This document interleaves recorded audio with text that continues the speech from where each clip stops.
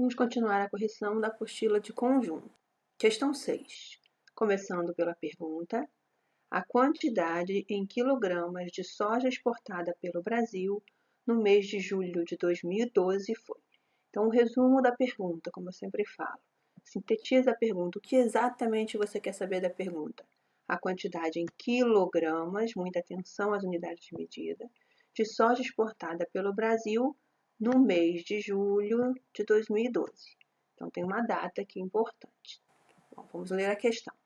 As exportações de soja do Brasil totalizaram 4,129 milhões de toneladas no mês de julho de 2012. Então, já temos aqui exatamente o que nós queremos. Por isso que é importante ler a pergunta, que a gente já vai saber exatamente o que quer. Nesse caso aqui, a gente nem precisa terminar de ler a questão. Já encontramos o que queremos. Prestem atenção num detalhe aqui. 4,129 milhões de toneladas. Muito importante prestar atenção nessas palavrinhas, porque se você não encontrar tonelada, você vai marcar a resposta errada. Então, o que nós temos aqui, 4,129 milhões de toneladas. Perceba que as opções têm todas elas potência de 10. E esse número se repete em todas elas. Então, a diferença está na potência de 10. E aí vamos chamar a nossa nuvenzinha, a mesma que nós já vimos em outras aulas, que é das potências de 10. Então, milhares, 10 elevado a 3, milhões, 10 elevado a 6, bilhões, 10 elevado a 9. Vamos ver aqui uns exemplos rapidinho. 15 mil. Podemos escrever 15 mil como 15 vezes 10 elevado a 3. Então, 15, esse mil vai para a parte do expoente. 1,2 mil.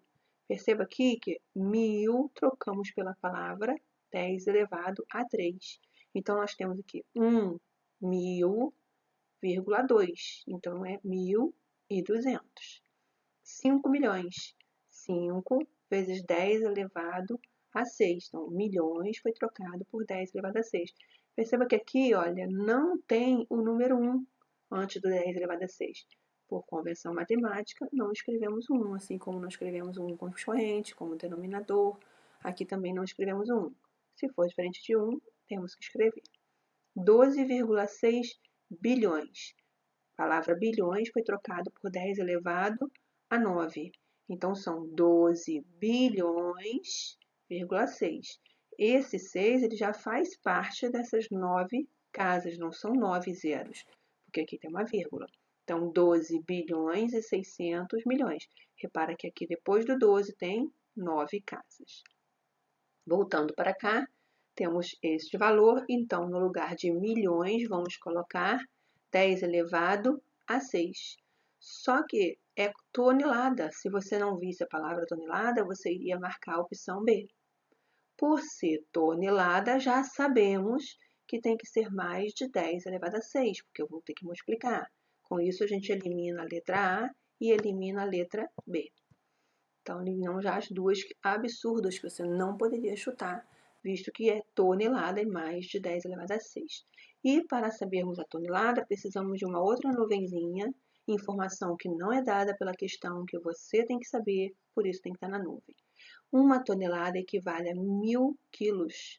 E então, podemos escrever como uma tonelada 10 elevado a 3. Veja aqui que no lugar de uma tonelada, eu escrevi 10 elevado a 3. Transformar em tonelada significa multiplicar por 1000, porque uma tonelada é igual a 1000 quilos. Multiplicando aqui, nós ficamos com multiplicação de potência com a mesma base. E pela propriedade das potências, repetimos a base e somamos os expoentes. Então, aqui repete o 10, 6 mais 3, 9. Portanto, a nossa resposta é a letra C. Questão 7, começando na pergunta. Em notação científica, o diâmetro interno do vírus influenza é em milímetro. Muita atenção à unidade de medida, que ele pede em milímetro. E ele quer o número em notação científica. Antes da gente começar a resolver a questão, vamos rapidamente relembrar o que é notação científica. A notação científica é uma forma de escrever números muito grandes ou muito pequenos. E para isso nós temos uma expressão que é usada em todo mundo. Notação científica é escrita da seguinte forma: A representa um número real, que esse número ele pode ser igual ou maior que 1 e ele tem que ser menor que 10. Então, aqui pode ser 1 ou maior que 1 e menor que 10. É 9, alguma coisa. Então, vai de 1 a 9, e alguma coisa. E aqui é sempre 10, sempre vezes 10, e n é um número inteiro, é o expoente inteiro. O que quer dizer ser inteiro? Significa que esse número ele pode ser positivo ou negativo inteiro, não é decimal, não é fracionário, é um número inteiro. Se fosse natural, seria apenas positivo. Por ser inteiro, ele pode ser negativo ou positivo.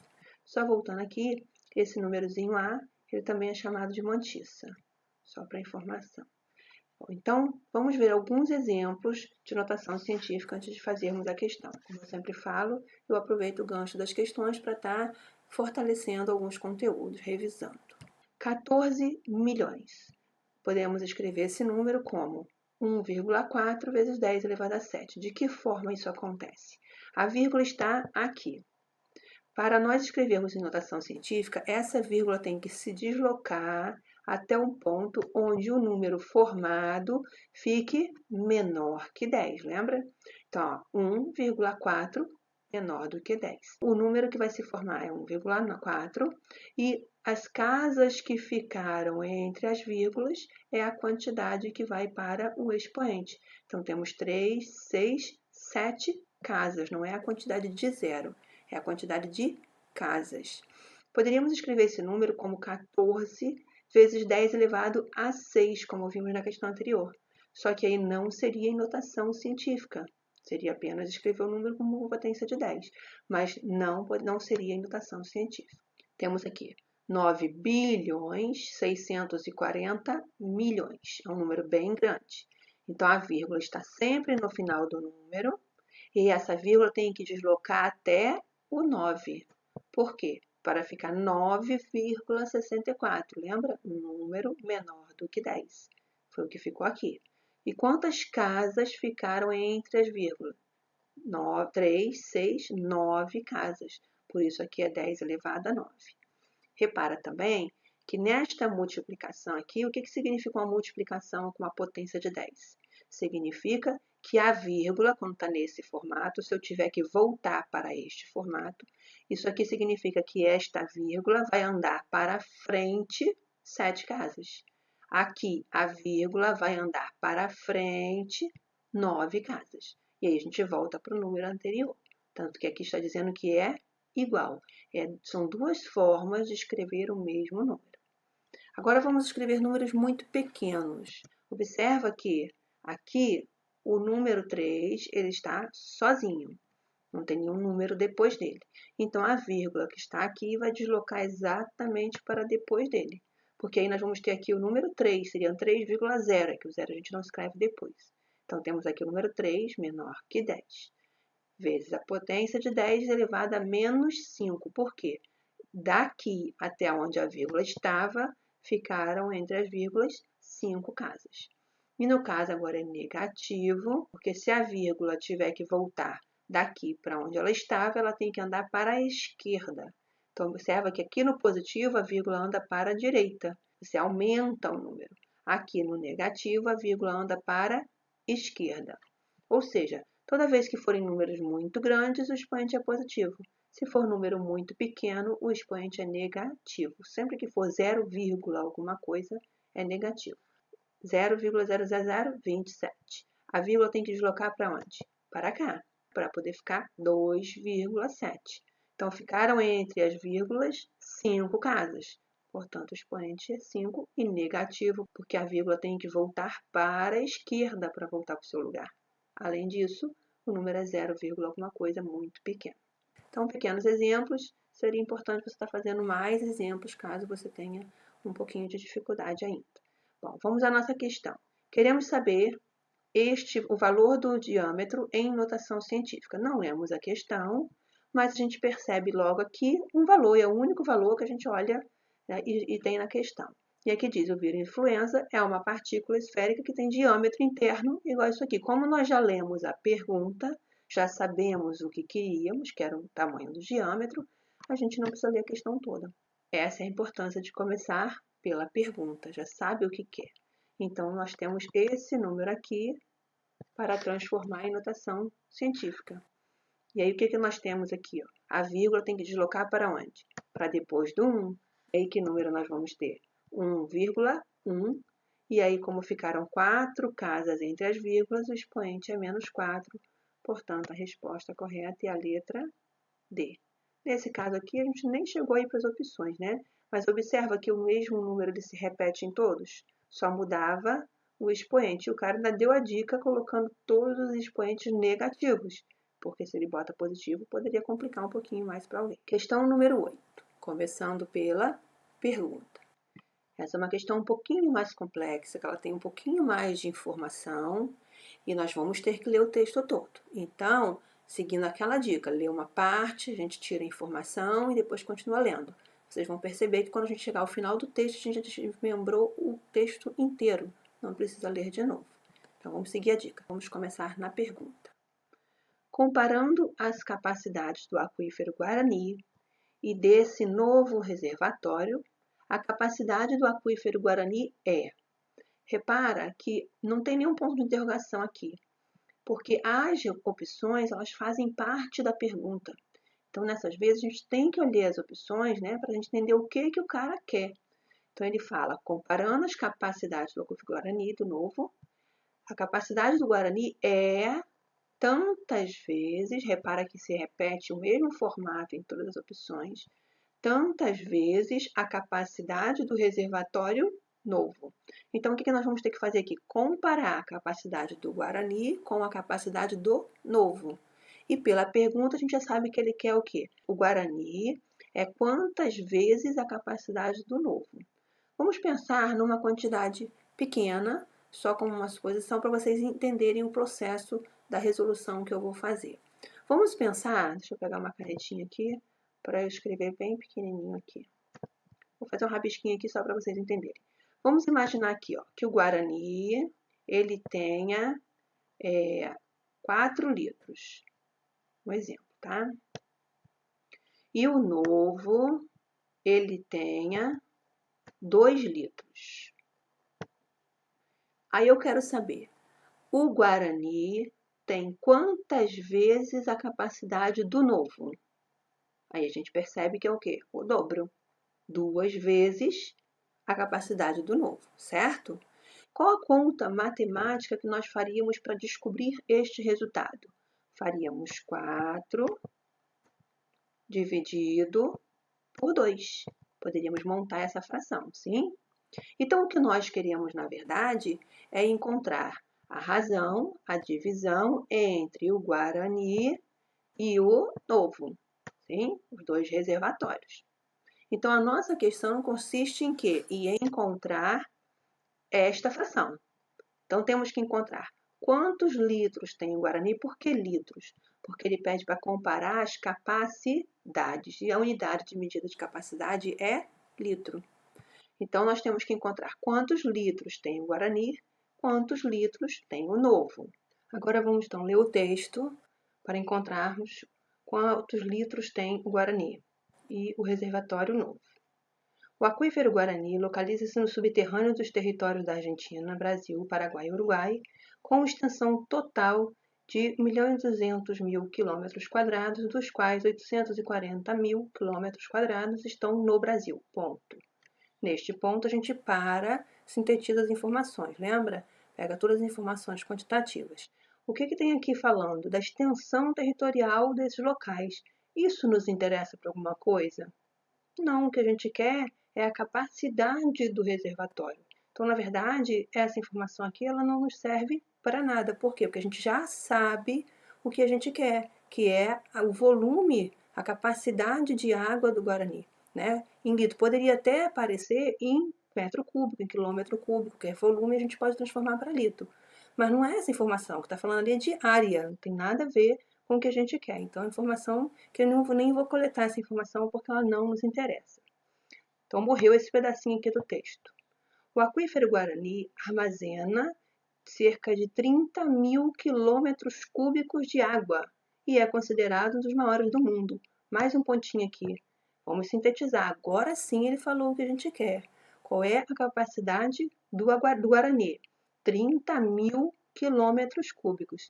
E aí a gente tem que perceber o seguinte, ó, 30 mil quilômetros cúbicos. Como a nossa resposta está em potência de 10, eu vou escrever esse 30 mil como potência de 10. E aí, só para relembrar, vou puxar a nossa nuvenzinha aqui, lembra?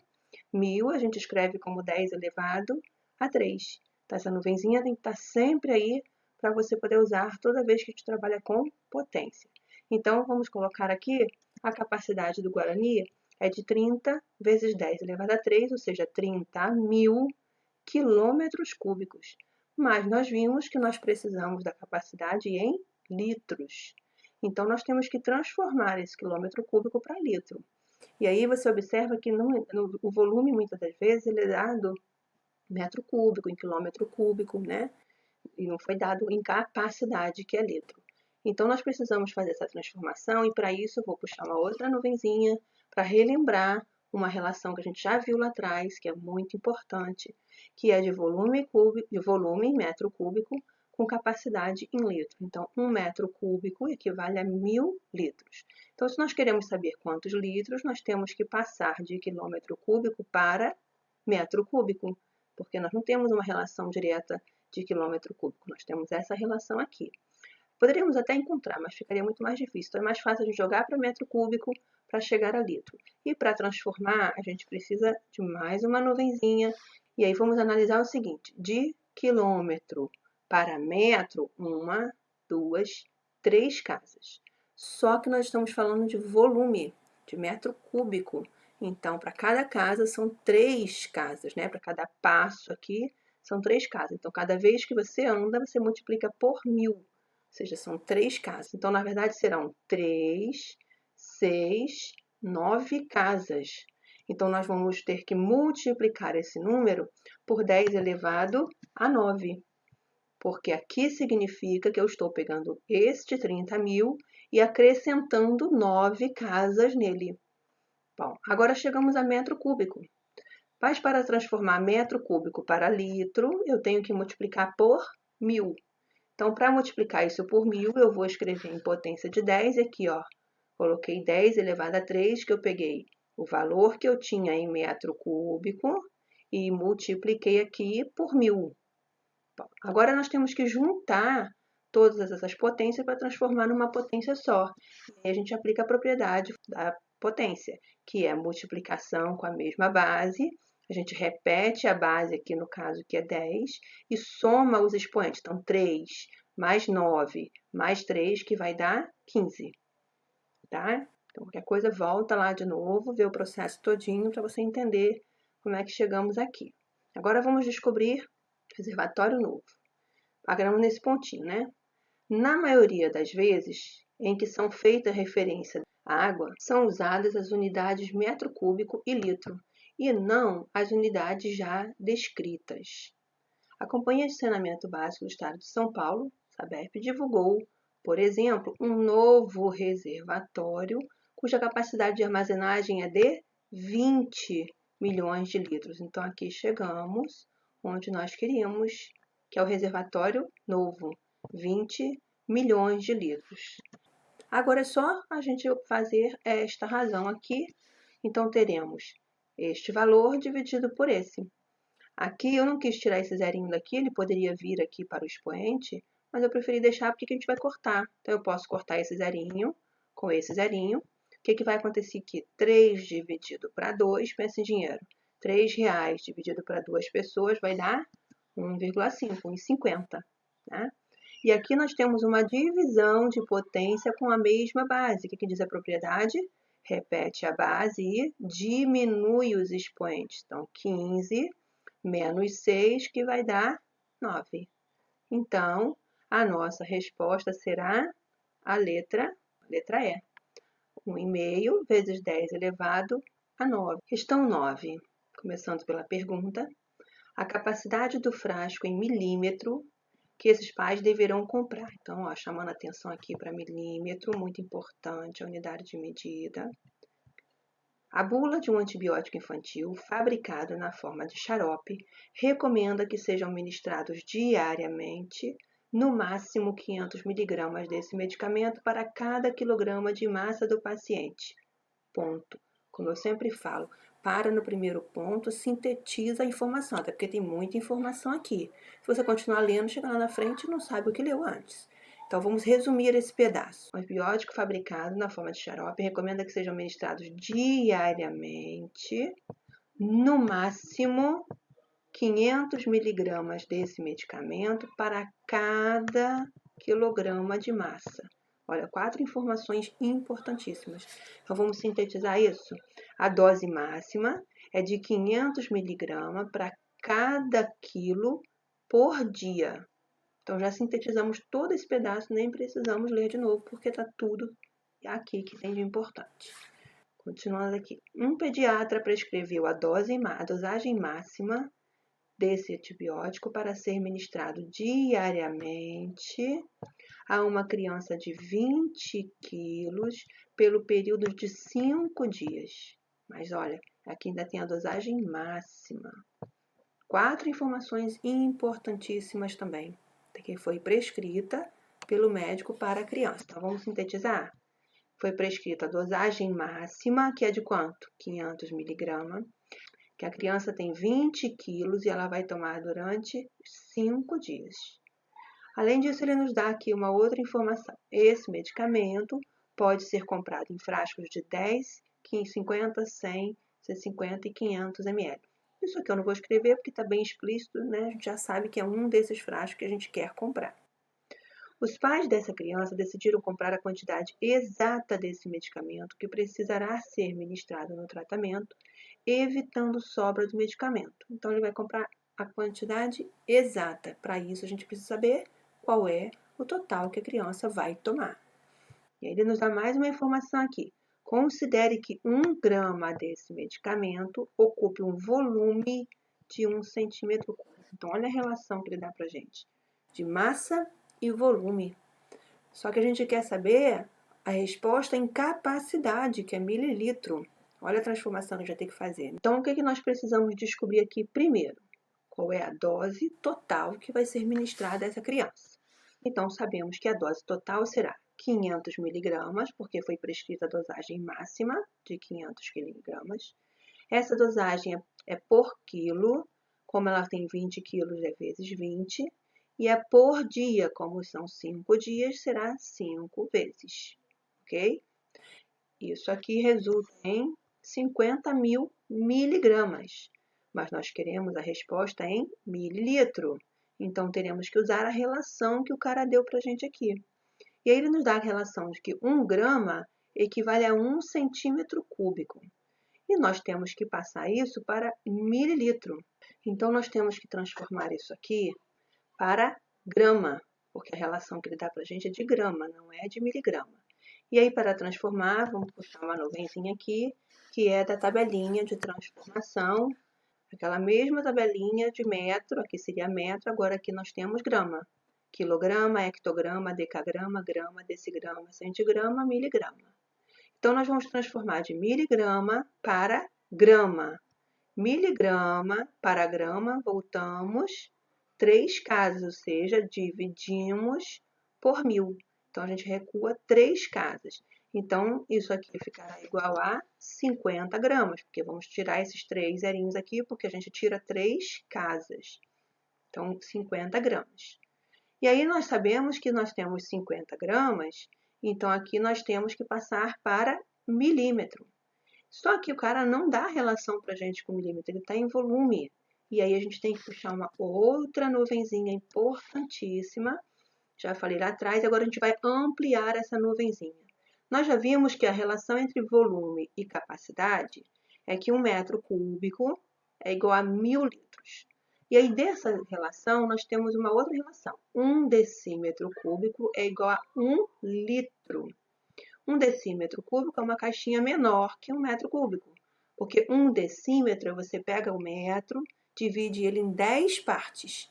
Então, se você dividir ele em 10, uma parte será 1 decímetro. Então, imagina que 1 decímetro a um pedacinho, e aí você imagina uma caixinha que tem 1 decímetro de cada lado. Então, é uma caixinha pequena, alguma coisa mais ou menos desse tamanho. Uma caixinha desse tamanho, dessa altura, e dentro dessa caixa cabe exatamente 1 litro. Essa é uma outra relação importantíssima que nós temos de volume e capacidade. Só que o cara aqui ele foi além, né? Ele veio trabalhar com 1 centímetro cúbico. E aí você tinha que pensar na seguinte relação. 1 centímetro cúbico, ou você transformava de centímetro cúbico para metro cúbico para chegar a litro, para decímetro cúbico para chegar a litro, para chegar a mililitro, era um outro caminho também, né? Você podia usar um desses dois aqui. Ou você poderia usar essa seguinte lógica aqui. De 1 metro cúbico para 1 decímetro cúbico, você repara que daqui para cá dividiu por 1000, certo? Ó, tirou 3 casinhas daqui para ficar 1 litro. Então, ó, a ordem não é metro, decímetro, centímetro? Essa é a ordem. Daqui para cá, tirou 3 casinhas, ou seja, dividiu por 1000. Então, daqui para cá, também vai dividir por 1000. Também vai voltar 3 casinhas. Então, por essa lógica, você tem que 1 centímetro cúbico é igual a 0,001 litro. E aí você passa de litro para mililitro. Então, na verdade, 1 centímetro cúbico equivale a 1 mililitro. Então, foi essa transformação que eu fiz aqui para poder usar nessa questão. Ok? Então, de litro para mililitro, você anda 3 casas. 1, 2, 3. E aí chegamos a 1 mililitro. Então, podemos dizer aqui que 1 grama é 1 centímetro cúbico, que é 1 mililitro. Então, se nós temos 50 gramas, na verdade, nós temos 50 mililitros. E aí, a nossa resposta é a letra B. Questão 10, começando pela pergunta. Se as lentes forem adquiridas nessa loja, a espessura escolhida será em milímetros, mais uma vez, ó, unidade de medida, muito importante prestar atenção. Bom, então eu quero saber qual é a lente que eu vou comprar, se eu for comprar nessa loja. Deseja-se comprar lentes para óculos. Até esse ponto, nenhuma informação importante já morreu. As lentes devem ter espessuras mais próximas possíveis da medida 3 milímetros. Então, parando aqui, sintetizando com a informação importante aqui, quero uma lente mais próxima de 3 milímetros. No estoque de uma loja, a lente de espessuras, e aí você observa que todo mundo está em milímetros, isso é ótimo, não preciso transformar ninguém.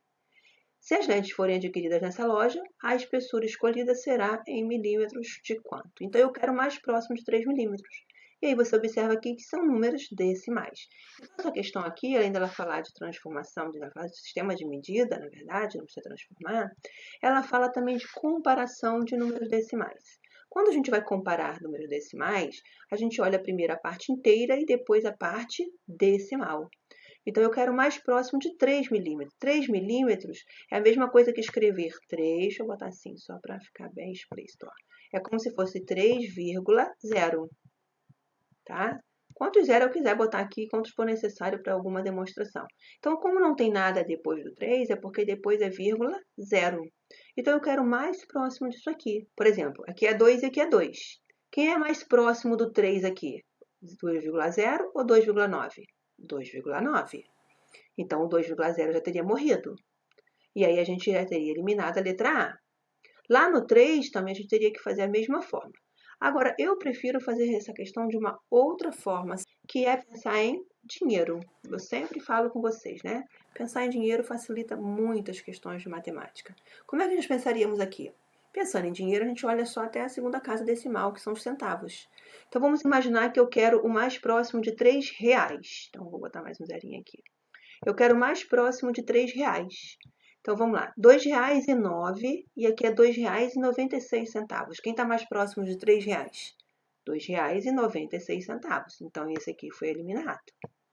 Vamos aqui para o 3, está empatado. Ó, a parte inteira está empatada. Então, temos que olhar a parte decimal. Vamos pensar em dinheiro. Aqui é R$ 3,02. Aqui é R$ 3,07. Desses dois, quem está mais próximo de 3 reais é o R$ 3,02. Então, esse aqui morreu. Esse aqui é R$ 3,10, está mais longe ainda. Então, esse aqui também morreu. Ficamos entre esses dois. Aqui é R$ 2,96. Aqui é R$ 3,02. Quem está mais próximo de R$ 3? R$ 3,02.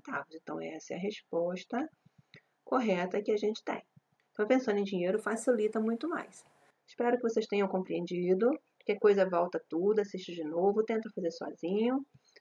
Muito obrigada pela atenção e um beijo no coração.